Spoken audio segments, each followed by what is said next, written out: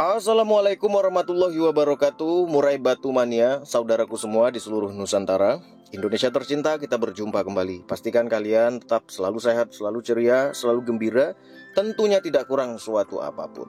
Sudah siap rokok dan kopi kalian, teman-temanku? Banyak sekali teman-teman yang minta dibuatin konten murai batu yang kanibal, murai batu dubur putih, murai batu yang giras, murai batu, pokoknya intinya konten tentang murai batu yang bermasalah ya teman-temanku ya. Tenang teman-temanku, sekarang saya belum bisa membahas semuanya. Saya lagi mengerahkan tim kita untuk mencari murai batu terah-terah postingan teman-temanku. Jadi terah-terah yang tidak jelas-jelas ya, bukan terah yang jelas-jelas ya teman-temanku ya. Terah-terah postingan, yang A9, A10, nah itu loh yang lagi kita cari-cari teman-temanku. Yang teman-teman sudah mentok dalam merawatnya. Ya, siapa tahu nanti tim kita dapat yang sesuai dengan permasalahan-permasalahan kalian. Saya tuh pengennya langsung saya tunjukin murai batu nih, begini nih, permasalahannya begini. Nanti kita perbaiki. Jadi teman-teman bisa dapat ilmunya, ya kan, bisa dapat contohnya. Tenang teman-temanku, kita lagi muter-muter nyari-nyari murai batu terah-terah postingan. Seru ya teman-temanku ya. Jadi untuk kalian semua yang belum di subscribe, silahkan subscribe supaya nggak ketinggalan teman-temanku. Kan gitu. Masa kasih subscribe ke Mas Eko aja pelit kalian. Gimana coba? Kita bahasin terus, ngasih subscribe aja nggak mau. Nah itu jangan ya teman-teman ya. Silahkan di subscribe teman-temanku. Tapi kalau kalian nggak mau subscribe, nggak apa-apa. Kalian intip-intip aja, siapa tahu bermanfaat untuk kalian semua. Oke? Pada kesempatan kali ini saya akan membahas satu pembahasan yang ditanyakan sama sahabat kita. Mudah-mudahan bisa bermanfaat untuk kita semuanya. Pertanyaan ini datang dari nama akunnya Anto Tanjung MB. Mas Anto ada di situ Mas, sudah siap rokok dan kopinya Mas? Wah nggak ngopi nggak ngerokok saya Mas. Nggak ngopi nggak ngerokok beneran apa nggak ngopi nggak ngerokok karena lagi seret nih Mas. Kalau ngobrol langsung ya sama Santo ya, itu kira-kiranya saja teman-temanku. Tapi Mas Anto kayaknya ngopi sambil ngerokok nih teman-temanku. Pertanyaannya seperti ini, Mas Eko, saya sangat suka dengan pembahasan Mas Eko yang rasional dan masuk akal, mudah dipahami. Mas Eko, tolong dong bahas ciri-ciri murai batu, kelebihan dan kekurangan protein. Semoga selalu sehat dan sukses untuk teman-teman penyimak dan Mas Ekonya.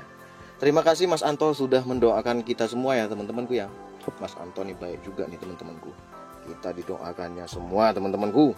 Semoga doa itu kembali ke yang mendoakan. Amin. Apa sih ciri-ciri murai batu yang kelebihan dan kekurangan?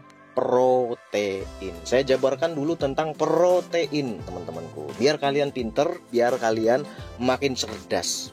Protein itu adalah nutrisi yang dibutuhkan oleh seekor burung.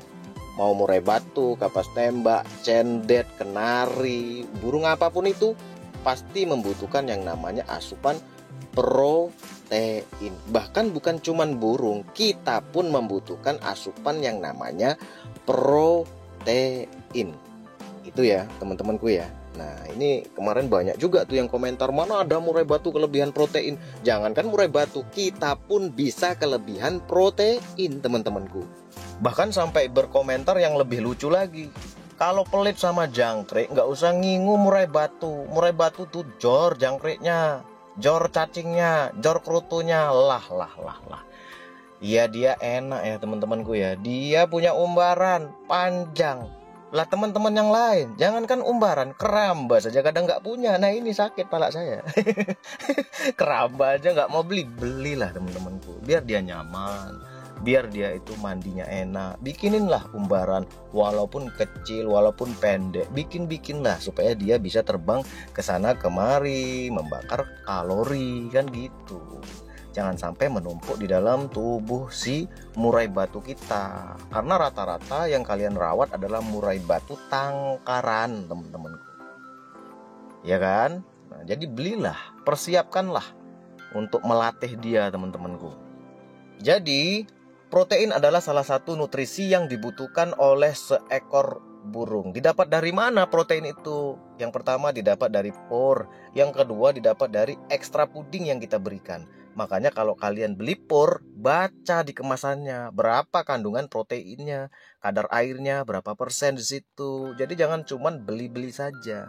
bahan-bahannya apa saja. Karena pur itu ada yang sifatnya panas, ada yang sifatnya dingin teman-temanku. Seperti pur rumput laut, hijau rumput laut, ya kan? Kandungan protein 19% itu sifatnya dingin, adem-adem gitu. Nah, kalau pur dengan kandungan telur plus madu, ini menandakan kalau sifatnya panas. Yang namanya madu tuh sifatnya panas. Telur itu kuningnya itu sifatnya panas teman-temanku. Jadi jangan cuman kalian beli-beli saja, jangan. Dibaca dulu, sesuaikan dengan kebutuhan murai batu kalian. Supaya apa? Supaya cocok. Ketika cocok, maka burung itu lebih mudah untuk mendapatkan kesehatannya. Ya kan? Harus pinter kita tuh. Jangan cuman main kasih-kasih saja. Ketika burung itu mencret bermasalah, kita bingung akhirnya. Kenapa? Karena kita nggak baca kandungannya apa saja di situ, ya kan? Kemudian apa manfaat dari protein itu? Nah, ini perlu kita tahu ya teman-teman ya. Jangan cuma bisa ngomong protein, tapi manfaatnya tuh apa di burung itu? Kita nggak tahu. Ini ruwet lagi, ya kan? Makanya terjadi jor-joran ke burung. Akhirnya kelebihan protein. Manfaat dari protein itu adalah untuk massa otot, untuk kesehatan tulang, untuk kesehatan bulu, untuk kesehatan mata. Banyak sekali manfaat dari protein ini. Protein ini kan dari jangkrik ditelen sama si burung, ya kan? Kemudian dicerna. Ini pencernaan burung ini ada dua cara. Yang pertama mekanikal dan kimiawi, teman-temanku. Kalau mekanikal berarti diremes-remes. Setelah itu barulah terjadi pencernaan secara kimiawi. Di mana tempatnya? Di dalam lambung. Pakai apa? Pakai enzim yang disebut dengan asam lambung. Kalau lambungnya bermasalah, nggak hancur tuh jangkrik, kan gitu. Jadi dapat stamina nggak dapat stamina dianya. Nah, setelah dipecah di dalam lambung, ekstra puding yang kita berikan itu jadilah yang namanya asam amino. Nah, di dalam usus halus akan diserap itu asam amino. Kemudian sampahnya lari ke usus besar, dibuang menjadi kotoran. Nah, jadi banyak sekali manfaat dari protein ini. Untuk otot, untuk bulu, untuk kulit, untuk mata, untuk perbaikan sel-sel tubuhnya, untuk pembentukan sel-sel baru, untuk tumbuh kembang, untuk apa tuh namanya, mempercepat penyembuhan, misalnya luka, kan gitu. Dari sini pun sudah kebayang kalau burung yang kelebihan protein itu seperti apa, teman-teman. Ciri-ciri murai batu yang kelebihan protein yang pertama adalah dia mengalami yang namanya obesitas alias kegemukan. Pasti kalian gak asing dengan yang namanya kegemukan. Kelihatan kok murai batu itu kegemukan atau tidak tuh kelihatan, teman-temanku. Jadi protein yang kita berikan itu menumpuk dalam tubuhnya, terlalu banyak di fulcrodong. Sedangkan murai batu itu metabolisme tubuhnya lambat. Tapi diberikan fooding tanpa adanya penyeimbang, tidak diberikan pengumbaran karena nggak punya umbaran. Selalu di fulcrodong, diletakkan di tempat yang adem-adem, akhirnya menumpuk dalam tubuhnya. Terjadilah timbunan lemak di dalam tubuhnya. Nah, ketika burung murai batu kita mengalami yang namanya obesitas, maka energi, stamina tidak didapatkan, teman-temanku. Ya gimana?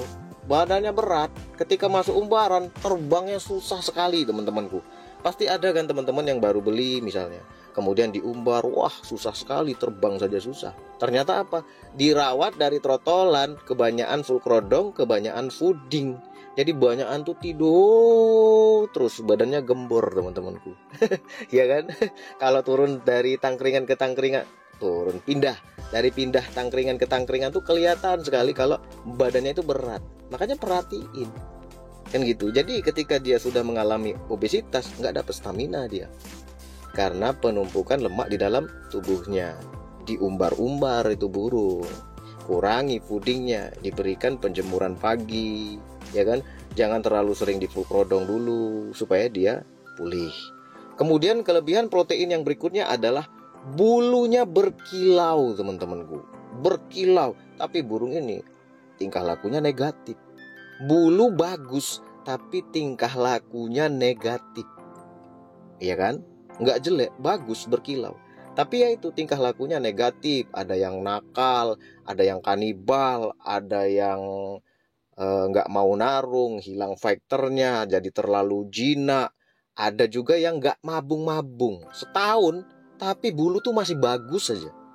Kenapa bisa seperti itu? Karena kelebihan protein di dalam tubuhnya. Kemudian ciri-ciri murai batu yang kelebihan protein berikutnya adalah burungnya itu selalu terlihat lemes. Padahal kita berikan fooding yang banyak. Jangkrik banyak, kroto banyak, ulet Hongkong juga iya. Ulet Jerman juga dikasih, ulet bambu juga dikasih. Untung aja nggak dikasih ular kobra. Burung itu selalu terlihat lemes terus teman-temanku. Mau kita kasih ini, kasih itu, tetap jadinya lemes saja. Kaki diangkat satu, bulu ngembang, bulu kapas sering keluar. Nah ini karena kelebihan proteinnya. Makin kalian jor-jor fooding, makin lemes teman-temanku. Kenapa bisa seperti itu? Karena protein udah menumpuk di dalam tubuhnya, jadinya lemes, tidak mendapatkan stamina. Ada kan teman-teman yang mengalami murai batunya seperti ini? Kemarin saya bahas tentang nol fooding, terus banyak sekali yang berkomentar, ya kan? Wah, terima kasih Mas Eko. Murai batuku biasanya tak kasih jangkrik 10 pagi, 10 sore, lemes, ya kan? Males-malesan, ngangkat kaki satu, ngembangin bulu, nyimak konten Mas Eko, pembahasan nol fooding, diterapin, ternyata berubah murainya. Jadi lebih semangat, rajin berkicau, murai batu gacor, murai batu bongkar materi, ya kan? Kenapa bisa seperti itu? Karena kandungan protein yang di dalam tubuhnya sudah berlebihan, teman-temanku. Bukan mengada-ada. Ini fakta realita, teman-temanku. Ini ilmiah, kan gitu. Kemudian kelebihan protein yang berikutnya adalah mood murai batu kita jadi nggak bagus. Kadang dia pemarah. Ini ada nih murai batu yang fighternya tinggi, kemudian kelebihan protein di dalam tubuhnya. Parah sekali moodnya. Gampang marah, nggak mau bunyi, maunya kelahi aja. Ada yang kanibal, ada yang narik-narik ekornya, pernak-pernik sangkar dipatukin, karpet juga diantem sama dia. Ketika dia bertemu dengan murai batu lain, ngejar-ngejar nggak karuan. Bulunya bagus teman-temanku. Ya kan, bulu bagus. Kapan pindah ke tangkringan, ke tangkringan satu dan yang lainnya, itu kayak lemes gitu, ya kan, ngejar-ngejar, ganas dia. Ada juga yang fighternya tuh rendah, jadi pengecut, jadi penakut kayak burung bahan. Padahal burung di tangan tuannya itu sudah beberapa tahun, beberapa kali mabung. Karena kelebihan asupan protein, fighternya rendah, jadi ya itu, mentalnya terganggu teman-temanku, moodnya buruk. Nah, gacor di rumah. Ini kan ada nih teman-teman yang begini. Gacor di rumah, udah bongkar-bongkar materi di rumah. Wah, ini bagus murai batu ini. Bawa ke lapangan, sampai lapangan langsung seperti burung bahan. Giras, seperti burung pengecut. Ya moodnya rusak. Moodnya nggak bagus. Perubahan suasana hatinya itu terlalu cepat. Ya kan, enak kalau bagus. Perubahan suasana hatinya tuh jadi bagus. Ini jadi nggak bener teman-temanku. Kalau dia ganas akan terlalu ganas, kalau dia pengecut akan jadi semakin pengecut, kalau dia giras tambah giras, kalau dia jinak tambah jinak. Nah ini perubahan mood yang nggak bagus. Kenapa bisa seperti itu? Karena kelebihan kandungan protein di dalam tubuhnya, ya kan? Kemudian kalau dari kotorannya, murai batu yang kelebihan protein akan sangat mudah sekali dikenali. Dari mana? Dari bau yang tidak sedap teman-temanku. Kalau murai batu atau burung-burung yang lain, kotoran burung lah, rata-rata kotorannya tidak terlalu bau teman-teman. Ada baunya tapi tidak menyengat, ya kan? Beda dengan ayam. Bau kotoran burung itu tidak terlalu menyengat. Ada baunya tapi tidak menyengat. Ketika dia kelebihan asupan protein, kalau kalian pakai pur dengan kadar protein tinggi, kemudian ekstra pudingnya juga tinggi, maka baunya akan asam sekali teman-teman.